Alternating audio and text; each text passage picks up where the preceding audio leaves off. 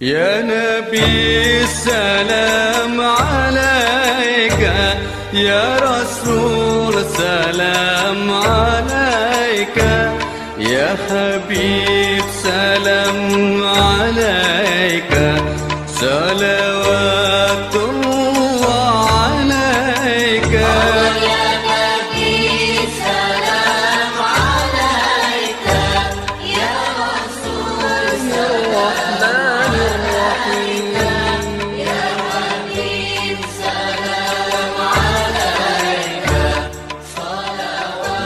Assalamualaikum warahmatullahi wabarakatuh.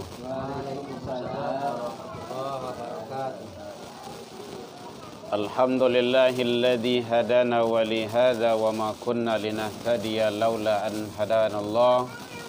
Asyhadu an la ilaha illallah wahdahu la syarikalah wa asyhadu anna Muhammadan abduhu wa rasuluh sallallahu alaihi wasallam la nabiyya ba'da amma ba'du. Hamdan wa syukran lillah, seluruh puji dan syukur sore ini kembali kita ucapkan kehadirat Allah Subhanahu wa taala. Alhamdulillah, dengan berkat izin Allah kita masih bisa berkumpul menjalin ukhuwah di rumah sanak saudara kita, tentunya di Ayi Pacah, dalam rangka kita mempererat jalinan hubungan persaudaraan kita. Innamal mu'min ikhwah, sesungguhnya orang beriman itu adalah hakikatnya bersaudara. Walaupun dia berjauhan, walaupun dia itu tidak beradik kakak, tapi kalau dia sudah seiman itu pada hakikatnya kata Allah dia adalah bersaudara.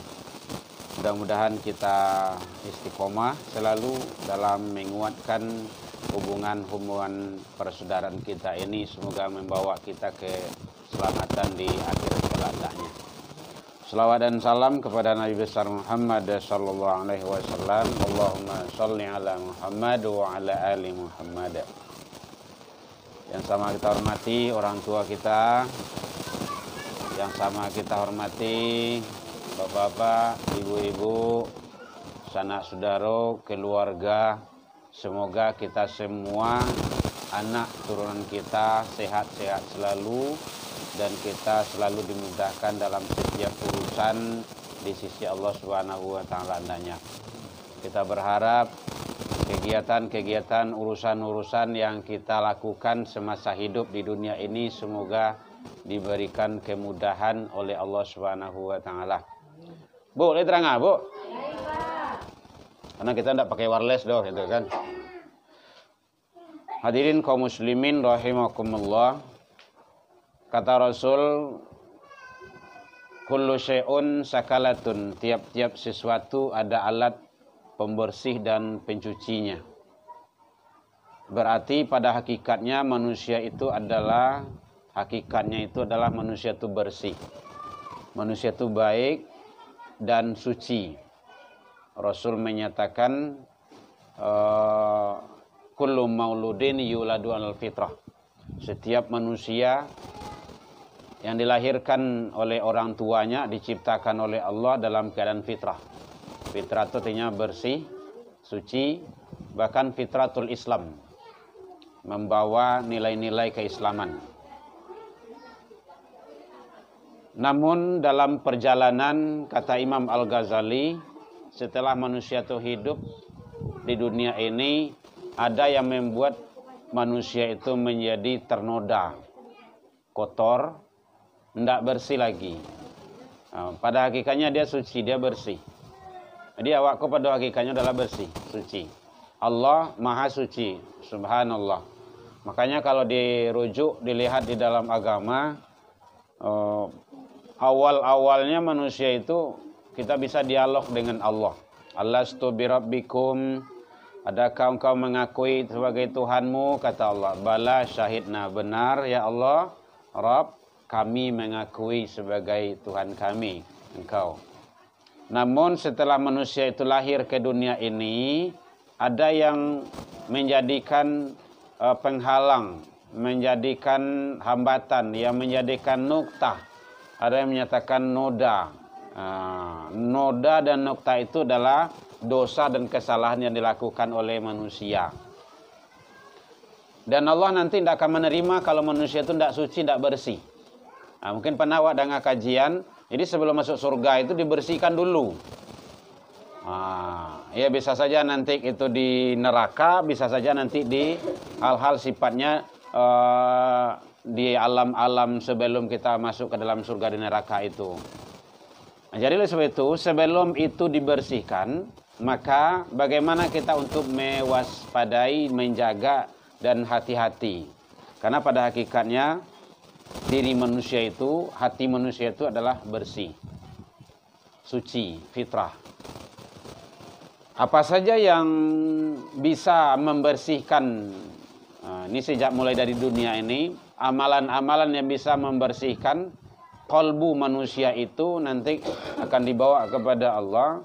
Karena Allah menyatakan manja bil hasanah falahu asyru amsalihah. Siapa yang datang kepada Allah membawa amal kebaikan, maka dibalas dengan 10 kali lipat.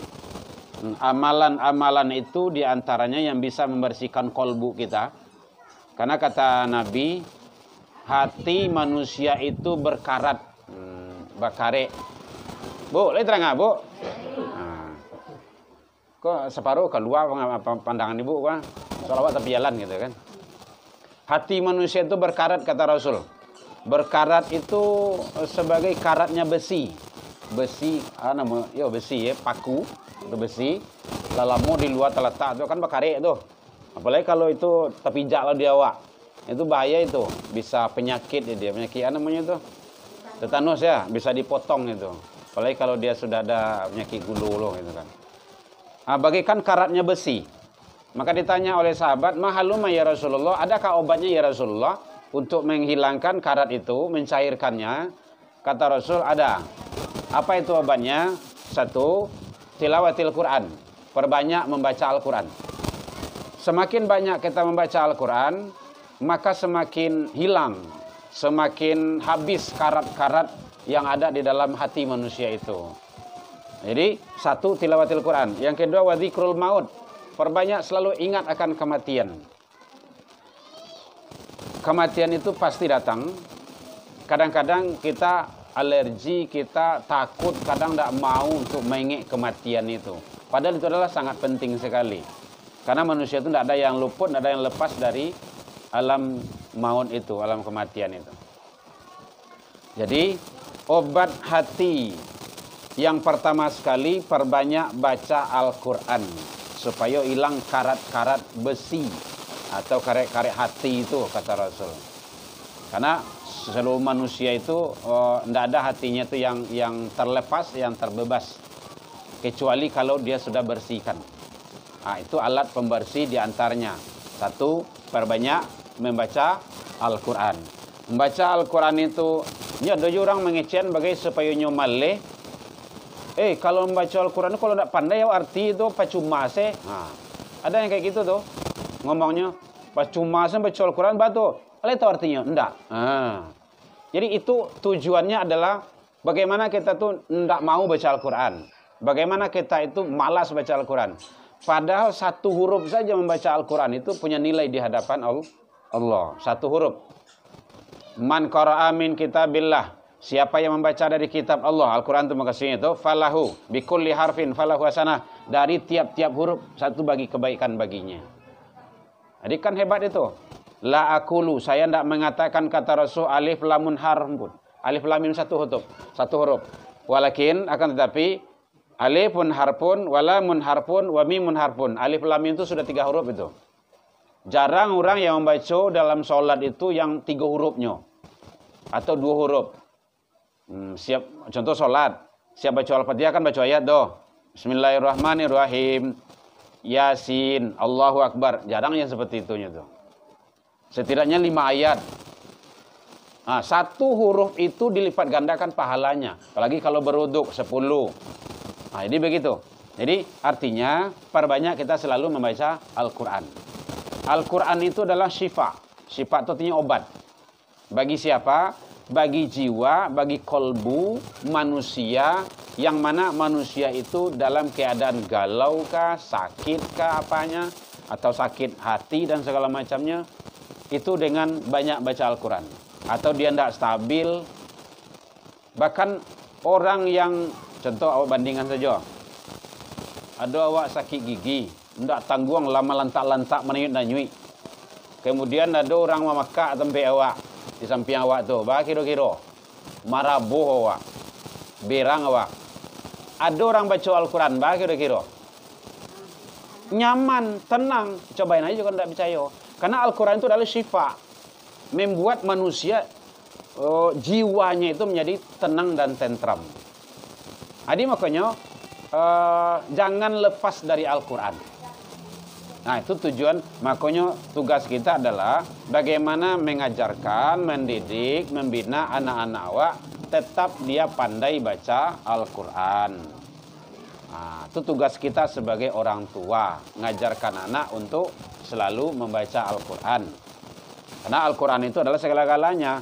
Aneh bin ajaib, orang Islam, dia mengaku Islam, Al-Quran katanya sebagai pedoman hidup, sebagai petunjuk, tapi tidak tahu jual Al-Quran itu. Kan aneh itu. Itu bahaya itu.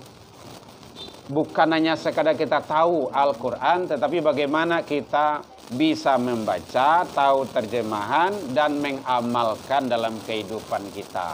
Itu yang terpenting. Jadi, satu, obat hati manusia yang berpenyakit, kata Rasul, adalah perbanyak membaca Al-Quran. Nah, baca Al-Quran, pakailah adab-adabnya. Nah, itu yang perlu.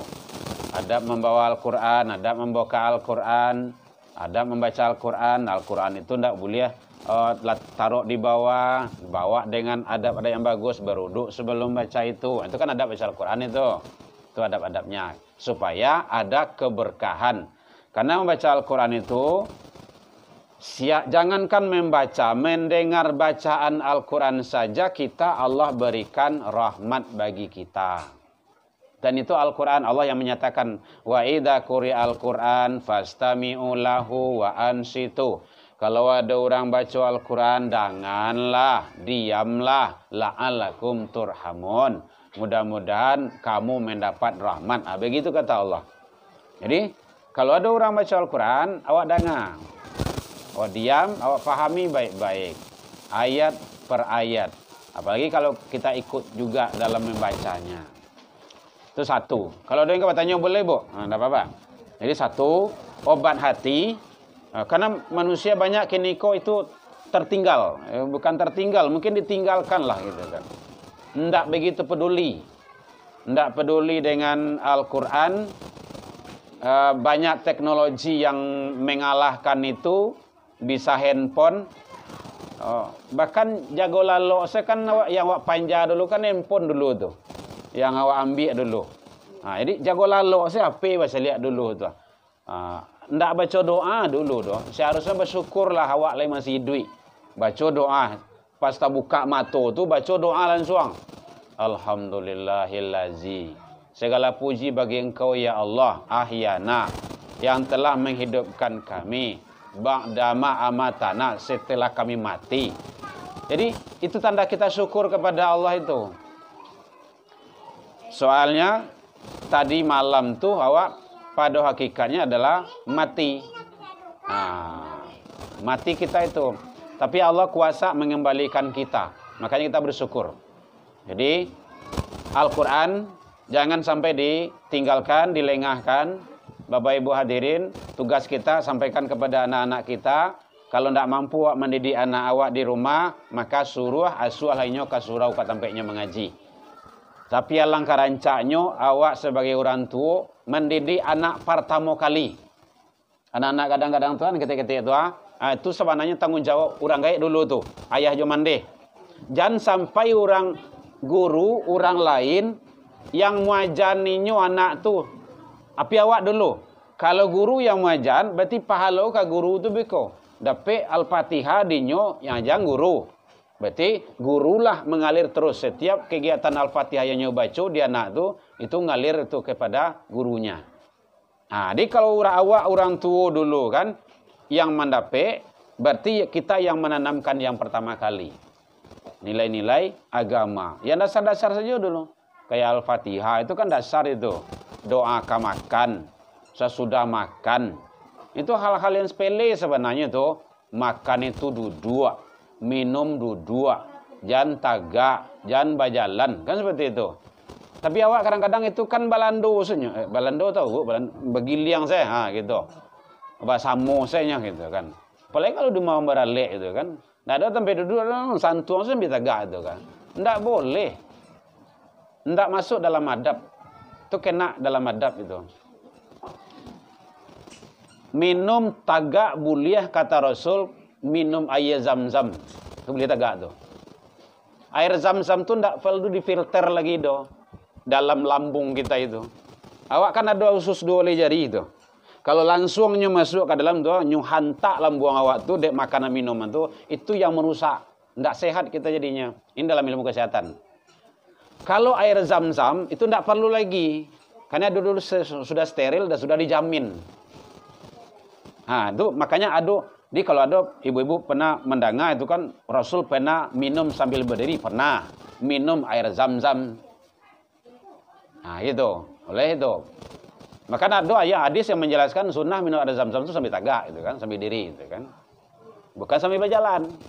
Nah, ini ada aturan-aturannya. Jadi minum duduk, makan duduk. Nah, itu namanya adab. Dan itu tugas awak menyampaikan ke anak-anak, gitu kan.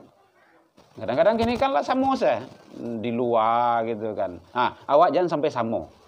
Nyo ada bahasanya no kan namanya tuh. Adat dia liah orang lalu. Jalan dia liah orang lalu, adat dia liah orang datang. Cupak dia liah orang manggaleh. Jangan sampai itu jadi. Jadi tetap kita pakai nilai-nilai adat dan agama. Kita terapkan dalam hidup dan kehidupan kita sehari-hari. Ya kalau membiak nasi awak di mamaralik itu bersabarlah dulu. Sampai awak duduk ada sabar doh. Enggak ada mengunyah sambil tegak tuh. Di tempat lain awak cok mencari itu gitu. Kadang beralek itu kan kayak gitu aja gitu kan. Jadi anak, orang tua, ayah zaman ini lah sama saya. Nah, yang sangat mengerikan itu diambil nasi banyak-banyak, sambal banyak-banyak, dimakan seketik. Itu zalim itu. Zalim itu. Dan awak terapkan kepada anak itu jangan sampai terjadi. Nak, jangan mubazir.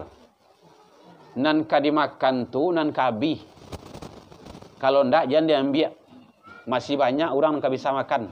Itu di Palestina orang ndak makan tuh doh. Tanahnya makan tuh. Daunnya makan tuh. Akhirnya awak masih bisa bersyukur. Itu kita yang menerapkan mulai dari keluarga kita. Awak sampaikan karena anak awak. Itu pembelajaran pada hakikatnya. Jadi dalam rangka kita bagaimana selalu istiqomah taat dalam nilai-nilai agama. Jadi satu, Bapak Ibu, yaitunya membaca Al-Quran. Dalam rangka kita membersihkan hati atau kolbu orang-orang yang beriman. Yang kedua, yaitunya perbanyak mendirikan atau membaca zikir. Jadi ternyata amalan zikir itu sangat luar biasa. Awak kalau dicari orang-orang dulu, Bapak Ibu, zikir tidak tanggung loh. Luar biasa. Di masjid musola itu mandanguang itu. Tapi kalau kini masih ada terangan, tapi lah di pelosok-pelosok lah. Jauh-jauh aming terdangah lah gitu kan. Bapilih cik-cik masjid. Kalau di salah ada masjid Nurul Hidayah di Tui itu masih itu. Di mana Ibu? Ditaruh do itu. Bahkan ada basamo-samo. Itu sebenarnya zikir itu dalam rangka bagaimana untuk selalu menghidupkan nilai-nilai agama di samping kita dapat pahala. Pahala itu sudah jelas itu. Karena membaca la ilaha illallah itu adalah kalimat yang agung, kalimat tauhid. Itu tidak ada tandingannya. Makanya bagaimana kita biasakan itu. Setidaknya awak siap sholat. Siap sholat itu membaca zikir. Karena kata Rasul, Allah menyatakan juga dalam Al-Quran, فَإِذَا قُضِيَتِ الصَّلَاةُ فَاذْكُرُوا اللَّهَ. Kalaulah selesai melaksanakan sholat, maka berzikirlah. Jadi Bapak Ibu siap sholat tuh jangan langsung tagak. Zikir dulu. Kecuali kalau darurat bana. Ndak ada. Tapi bisa zikir dalam perjalanan tuh bisa zikir tuh. Awak jalan pulang tuh bisa membaca kalimat-kalimat zikir tuh. Kalau dalam kondisi darurat bana. Harus pai karajo sebenarnya kan. Jam 6 atau setengah 6 harus barengke. Jam setengah 6 kurang 10 awak baru siap sholat subuh baru contohnya kan. Itu boleh pulang. Tapi tetap kita berzikir. Itu dalam rangka menjaga kolbu kita. Membersihkan kolbu kita. Karena tiap-tiap sesuatu itu ada alat pencucinya. Mencucikan hati itu kata Rasul adalah zikrullah. Perbanyak zikir. Bapak Ibu hadirin kaum muslimin. Kemudian jadi baca Al-Quran, perbanyak zikir. Kemudian termasuk sholat, biasakan hal-hal yang sifatnya nilai-nilai kebaikan. Dan yang terakhir adalah perbanyak istighfar. Istighfar kita udah tahu. Astaghfirullahalazim. Atau yang panjangnya alladzi la ilaha illa huwal hayyul qayyum wa atubu ilai. Atau sayyidul istighfar. Induknya istighfar boleh. Allahumma anta rabbi la ilaha illa anta khalaqtani dan selanjutnya. Atau ada zikir pagi dan petang, boleh, silakan. Itu adalah amalia-amalia yang kita lakukan dalam rangka membersihkan kolbu kita agar kita tetap dalam keadaan fitrah bersih di hadapan Allah Subhanahu wa taala. Tantangan-rintangan kita ini banyak Bapak Ibu. Dunia ini sangat luar biasa. Makanya perlu kita waspada dan hati-hati. Dunia itu adalah memang selalu membuat kita itu terpesona, terpukau. Namun jangan sampai amaliah-amaliah kita itu kita tinggalkan dan kita abaikan. Ini memang sepele. Umur kita ini nanti Bapak Ibu akan dihisab, akan ditanya. La tazalu maqadama abdi yaumal qiyamah, tidak akan bergerak telapak kaki seorang hamba nanti di hari kiamat hatta yus'al, sebelum menyelesaikan persoalan-persoalan hidup, diantaranya an umrihi, tentang umur. Di umur awak kok ibu ada 40, 50, itu nanti umur kita tuh nanti akan dihisab. Kama saja umur kita tuh di pagunuan. Makanya bapak-bapak, ibu-ibu awak nang gaek-gaek ko jangan banyak membuang-buang umur. Umur tu sama jo es batu. Batu es batu. Es batu. Dulu kalian sampaikan kan? Kalau dikaluan dari kulkas, es batu tu, batu es tu, pakai tidak dipakai, manfaat tidak dimanfaatkan, dia akan habis, akan mencair. Rugi sangat lah manusia yang tidak memanfaatkannya.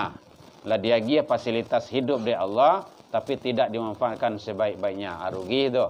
Karena kehidupan kita jauh lebih panjang setelah kehidupan di dunia ini. Maka itulah pesan Allah dalam Al-Quran.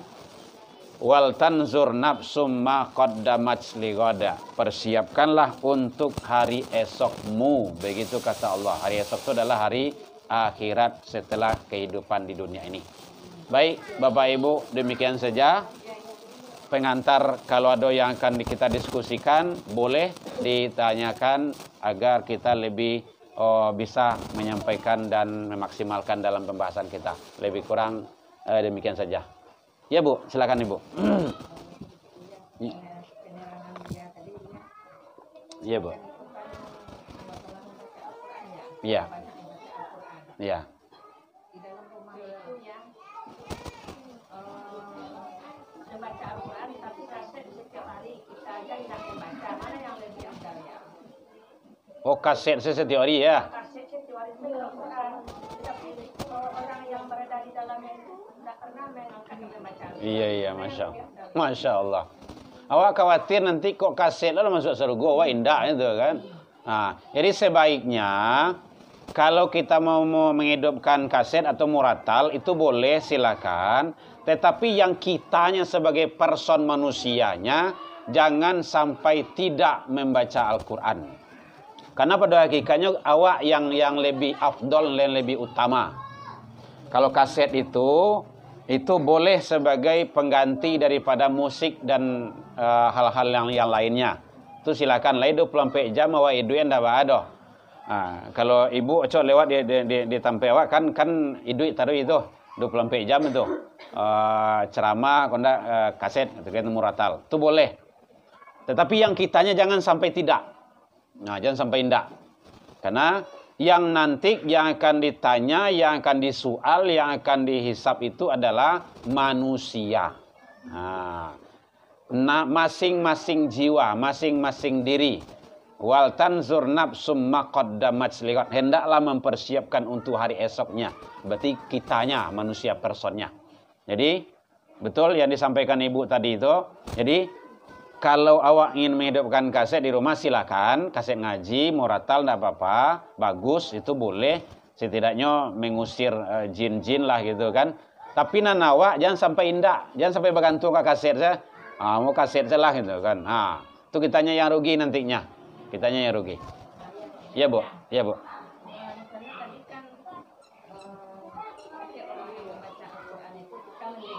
Ya. Mendengarnya aja kita sudah mendapat pahala. Ya.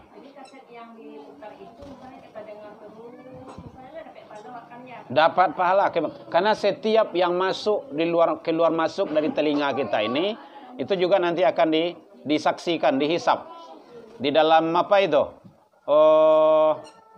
surah Yasin itu al-yawma nakhtimu ala afwahihim wa tukallimuna aydihim wa tashhadu arjuluhum, itu tangan kaki itu.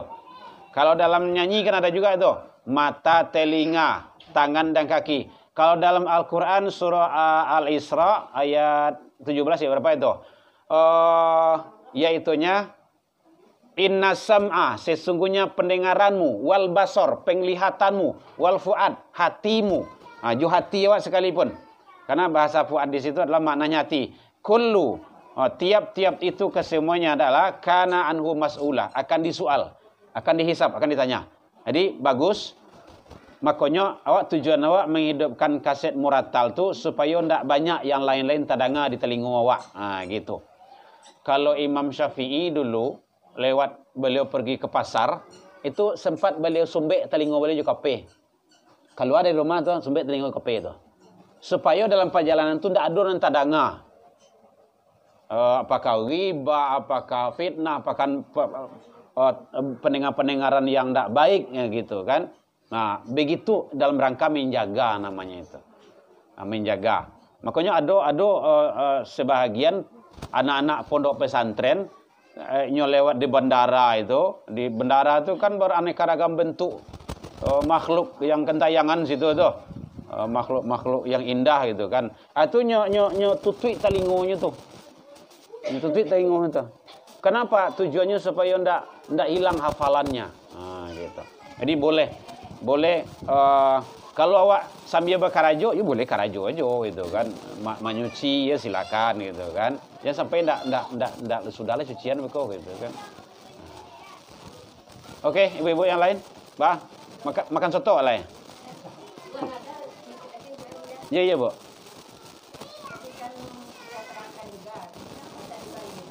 Iya bu. Ya. Ya, anak TK hafal tuh. Ya. Banyak mengajarkan anaknya makan sambil berjalan. Kecil nih. Ya. Kalau dulunya mau makan dulu. Jadi ngajak berjalan makan itu ya. Masya Allah. Mau makan apa kecil itu ya. Menanamkan yang tidak baik kok atau yang begini Ibu. Makasih Ibu telah mengingatkan. Sebenarnya itu adalah kebiasaan yang tidak baik. Membiasakan kebiasaan yang tidak baik. Mohon maaf Ibu, mohon maaf. Awak mencontohkan ke diri awak. Awak dari ketik kampe-ampenya memang tidak boleh makan berjalan. Ya, harus duduk di rumah. Mau pakai itu, kalau nak ketik bayi itu kan pakai itu, pakai roda-roda tuh. Itu tetap duduk di rumah, gitu. Itu tujuan awak. Kalau dari ketik saja, dari kecil saja kita sudah menanamkan, mencontohkan sesuatu yang tidak baik, maka nanti akan terbiasa yang tidak baik itu ke depannya. Dan itu dalam pandangan dia itu baik. Gitu. Itu baik. Kenapa? Karena kita membiasakannya. Jadi itu sebenarnya kalau di Minang dulu kan, mohon maaf Ibu ya, Bapak. Kalau di Minang dulu kan, kalau makan itu pintu kan basao. Bakunci, basao lah setidaknya gitu kan. Tujuannya itu supaya tidak nampak di orang. Mau akan dimakan terserah. Kalau ada anak memakan makanan, nyo bawa keluar, tanya, lek ke dia kawan. Kalau lek ke dia kawan bawa. Atau anakku kadang-kadang ndak untuk awak kalau makan abian ziko. Itu dalam rangka awak menanamkan ke anak sebenarnya tuh nilai-nilai kebaikan. Jadi sangat tidak elok dan tidak baik kalau kita membiasakan itu. Jadi ibu-ibu bapak ya awak yang lama dengar itu bukan kebiasaan yang baik. Aja anak makan bajalan tuh gitu kan. Tapi bagaimana awak menanamkan nilai-nilai kebaikan? Nilai-nilai kebaikan, minum pakai tangan kanan. Mohon maaf Bapak Ibu, ambo saja kadang-kadang kena tegur di anak nomor 2 tuh. Nomor 2 tuh agak ketat disiplinnya. Mulai awak kadang-kadang kan main nambi saja kan, tercekik kan. Awak sudah makan, tangan kumua. Tuh main kidas saja, buya. Itu pasal diduan leh. Gitu. Jadi boleh diduakan. Sunnahnya kan kayak gitu. Dibantu dengan tangan kanan. Boleh pegang dengan tangan kiri, bantu dengan tangan kanan. Gitu. Itu adab dalam makan. Nanti boleh Bapak Ibu lihat nanti di Google adab-adab makan gitu kan. Itu salah satunya gitu kan. Bahkan menjilat tangan itu sunnah hukumnya. Soalnya kan aneh itu. Ndak aneh itu doh. Mohon maaf Bapak Ibu. Tangan awakku ini racunnya tinggi itu. Kau ndak percaya cobalah. Ada ibu masak sapiriang pa jangan diawai ndak untuk bisua. Tanpa sepengetahuan ibu, apa binji seketik tu. Busuk tu. Cobalah. Babau tu. Berarti tangan kita ini tajam punya racun. Kenapa sunnah makan tuh pakai tangan, Ibu, Bapak? Kenapa? Salah satu, tangan awakku bisa membantu pencernaan pembusukan ada dalam lambung nantinya. Makanya sunnah makan pakai tangan. Darurat baru pakai sendok.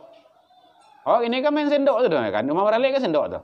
Jadi kalau ada orang makan pakai tangan di Marale aneh ke si awak tuh. Aneh kan? Kecil awak. Kenapa? Kebiasaan orang pakai sendok. Padahal sunnah itu. Makan pakai tangan tuh. Kemudian dijilek makanan tuh. Dipangan apa itu? Dimut. Dijilek itu. Ya. Itu sunnah. Iya. Sunnah itu. Sain-cain nasi itu 3 bulan sampai bulan menunggu itu. Bagi Bapak Ibu yang tani itu tahu tuh. Kan ayah ambo orang petani, ambo marasoan tuh kan. Memang payah itu kan. Orang tuh biasa nasi buang tuh nyo. Ya, Ibu ya. Jadi sekali lagi tanamkanlah nilai-nilai kebaikan kepada anak sejak dini. Nak makan duduk. Berat menjelang tak biasa. Kalau tak biasa ndak. Malah ninyo lameh lo kalau makan tagak makan berjalan tuh anak tuh. Kalau tak biasanya duduk. Gitu. Duduk tuh malah ada pula aturannya tuh duduk tuh. Tapi enggak usahlah sederhana sajalah gitu kan. Jadi artinya bagaimana kita menerapkan, mendisiplinkan sejak dini kepada anak kita dan keluarga kita nilai-nilai kebaikan di dalam agama. Nilai-nilai kebaikan di dalam agama. Ya Bu ya. Baik. Iya Bu. Masih makan Bu? Iya Bu. Makan dengan tangan ini kan sungguh nikmat loh. Iya betul. Tapi ada yang mau kebiasaan gitu ya. Iya. Lain enggak yang langgar agak ya. Nah. Udah makan tuh ya kadang-kadang tuh nasi ya. Maksudnya yang tinggal di Iya lengket-lengket dia. Yang tinggal di jari-jari ini ya. Iya. Atau sudah makan tuh Iya memang itu tuh. Enggak, itu yang sunnahnya. Enggak. Kadang-kadang tak bawa aja muka orang kami kok. Cuman gini, awak mengikut saya. awak sesuaikan saja. Nyo kadang-kadang itu kan menjadi apolo bagi orang yang tidak biasa, itu kan menjadi jorok lah bagi nyo gitu kan. Atau kecil, cangok lah isinya, itu kan. Oh bisa dua isinya. Padahal itu ada ayatnya tuh, kullu washrabu wala tusrifu. Makan dan minum jangan berlebih-lebihan. Berlebih-lebihan tuh jangan balabiah, tabuang banyak. Kemudian termasuk jangan mengambil terlalu banyak kalau tidak dimakan. Ambil pas-pasnya saja gitu kan. Kemudian sisa-sisa makanan itu jangan dibuang dengan begitu saja. Selagi bisa kita konsumsi makan itu dulu. Kecuali kalau lah tulang sesedonyo itu enggak gitu kan. Sama lagi kucing gitu kan. Jadi boleh menjilat. Munyuk jari, bahasa awak tu munyuk lah. Munyuk jari itu kalau dalam agama hukumnya sunnah, Bu. Agama sunnah, hadis itu. Iya, enggak apa-apa. Cuma nanti kalau di hadapan umum, kalau di muka umum, kau sesuaikan saja. Atau biasanya tuh, Allah tuh malu di orang, gitu. Nggak ada. Tapi yang jelas dia melakukan sunnah. Ambo mau cari kalau di muka ini mama kan sagan tak mau itu kan. Kan ndak elok pula gitu kan. Tapi kalau awak seorang saja awak santuang sedonya itu. Kadang sudah itu makan tangan ndak cuci kan lah bersih. Baik, demikian saja Ibu, Bapak semuanya. Mudah-mudahan bermanfaat bagi kita bersama dalam rangka kita menuju Allah Subhanahu wa taala. Demikian saja, ila liqa fastabiqul khairat. Assalamualaikum warahmatullahi wabarakatuh.